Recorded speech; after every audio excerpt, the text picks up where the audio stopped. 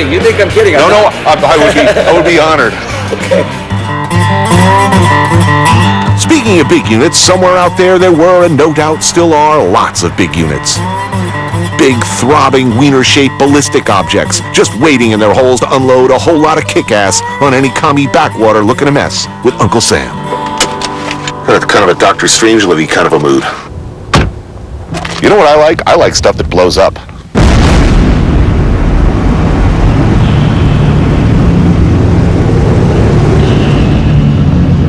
I was going to kindergarten during the Cuban Missile Crisis and my father taking me to see Dr. Strangelove at age 7, I believed for sure I was going to die in a nuclear apocalypse. Turning 20 came as a rude surprise to me, as I had no real backup plan. Whatever happened to all that cool stuff after the Cold War? If you lean over right here, oh, man. There she is. Oh, yes. So the Titan II is 103 feet tall. When you're dealing with a warhead of this size, really all you need is one. How big was? It was 9 megatons. So that's a city killer. Yeah. At the Titan Missile Museum, my gracious host, Yvonne Morris, gets to keep some pretty cool toys in the backyard. Okay, so we're now 35 feet underground.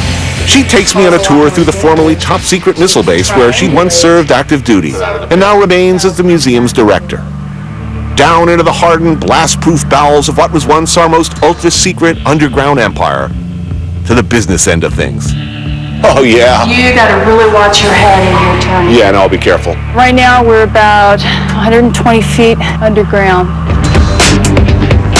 In its day, this bad boy could be in Moscow in 30 minutes. Oh, yes, the control room. You know, when it comes to strategic thinking and geopolitics, I look to the best and brightest. Dennis Leary. His plan for world peace strikes me as the most reasonable. Switzerland would go first, right away, drop the big one on Switzerland without any provocation whatsoever. And then I would announce the next day at the UN, hey, this is what I do to countries I like. Should I?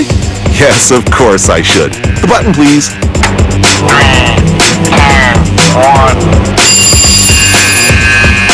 So long, Switzerland. Edelweiss this, you yodeling freaks. Now my work is done.